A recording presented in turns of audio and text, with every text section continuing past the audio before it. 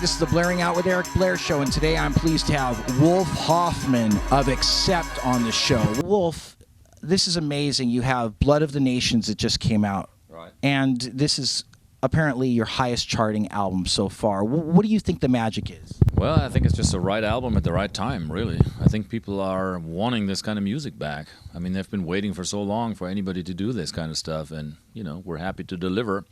I mean, it's kind of a miracle to come back after 15 years hiatus and have this sort of reception. And, you know, a lot of things really came together for us really well these last few months and this last year. Compared to your original vision when you first joined Accept, how do you feel the band has grown and matured at this point? You know, we're all, I'd say, seasoned pros at this point, and one thing that's also very good, I mean, we can really appreciate, you know, the fans now a lot more. I mean, we always have, but this time around it seems like we're just blown away by the fan support that we're getting, and we're meeting all these fans after the show. A lot of times we're doing, you know, autograph sessions and meet and greet events, and you get to see and talk with all these people, and it's mind-blowing to hear these stories, how much Accept means to people and how much they've been missing it. So, you know, it's really a rewarding, great experience. Now that you're in the forefront of the metal scene, how do you think that the scene has changed since you were away? Well, it's a new world out there. I mean, first and foremost, it's the internet. That changed everything. That changed the whole landscape, you know. So I don't even know what's the same since we you know, left off, really. And now it's all about, it's not so much about record sales anymore. It's, you know, other things are important, the online presence but, you know, at the end of the day, it's still about music, especially when you play live. It's, you know, can you deliver? And, you know, I think we're one of those bands that people always recognize as being a great live band, and, you know, we enjoy it, you know, like nothing else in life. So, I mean, it's perfect. Nice. Now tell me about the rebirth of Accept and how it came to be. Yeah, it all started a little over a year ago in 2009. I was visiting Peter at the time, and we really just wanted to go into a studio and do a little jam session for fun. One of the people there at the studio said, well, why don't you call this guy over, Mark? He lives close by, and he knows some of your old material. He's a great singer, and he'd probably be happy to join you for the day. And we thought, yeah, sure, sounds great. And not thinking much about it. You know, we didn't think it was going to be anything else but maybe a day of fun.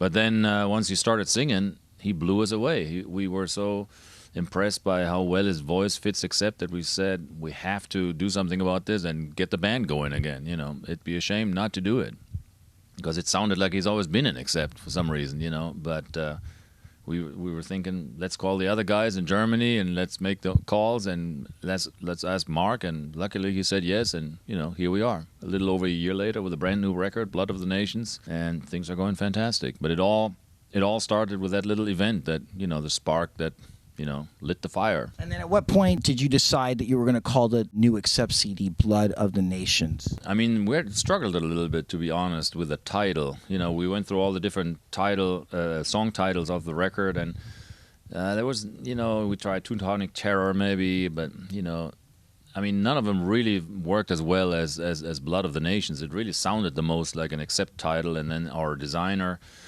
came up with the concept for the cover, and we figured, yeah, that ought to be the one. But it went on for weeks and months, and we were going through like a gazillion titles, and either they were taken already or we didn't like him, or, I mean, there was always something. But, you know, Blood of the Nations finally stuck, and that's the one we used. What does that title mean to you? It's really just one of the songs on the record, and obviously it's talking about war and bloodshed, and, I mean, you can interpret it in a million different ways, and, you know, and but it's not as I mean, it's not a concept album, is really what I'm trying to say. And obviously, it's somewhat of a dedication to the armed forces of the world, you know, because you can't have peace without blood, unfortunately. So there you go. What was it like after all these years to have the Teutonic Terror video hit #5 on MySpace Global Charts and #1 worldwide? It's crazy, isn't it? I mean, we knew it was great and we knew it was fun, but really, I mean, this is another example how the stars aligned in the right order for us lately. I mean, we really were fortunate to hook up with David Blast, the video director,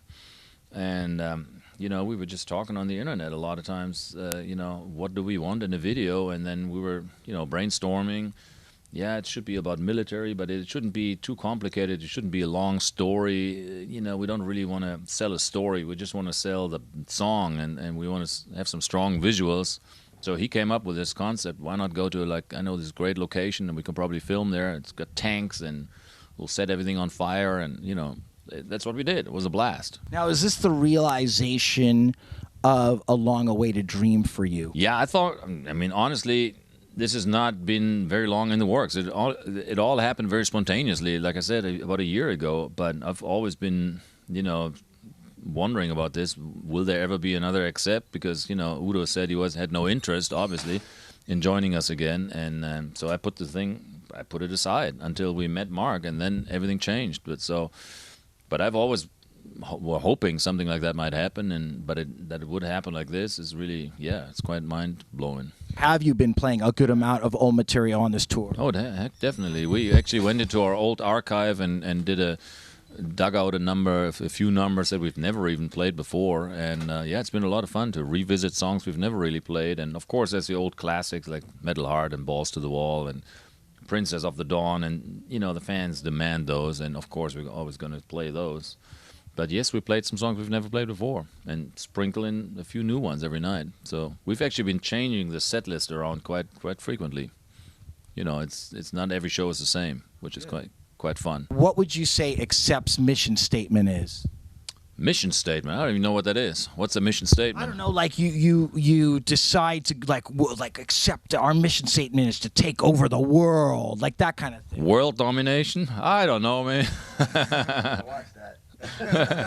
Yeah, for a German to talk about that stuff is kind of not so good. So we'll leave that away. I don't know what our mission statement is, dude. We just want to have fun. We want to rock the world, and you know, have a great time on stage and bang your head. It's pretty much all we want to do. I mean, we don't have any deep meanings, and, you know, we don't want to sell anything other than good old-fashioned heavy metal, man. What is next for WOLF Hoffmann and Accept? Well, this actually wraps up our American tour for now. It's sort of a mini tour. We just we call it the meet and greet tour, because this is what it is. We're reintroducing the band. We're introducing Mark. We're meeting fans. So we've been doing this for the last few weeks. Actually, over the weekend, we went to Japan to play Loud Park Festival, a big metal festival over there in Tokyo. With Ozzy. Yep, with Ozzy and Halford and Korn. It was fun. It was great. Nice. Had a blast. But this wraps up the American tour, and in January, February, March, we're going to start in Europe, and after that, it's probably the U.S. again. So all of next year is going to be touring worldwide, wherever the howling wind will take us. Blaring Out with Eric Blair show with WOLF Hoffmann of Accept, signing off.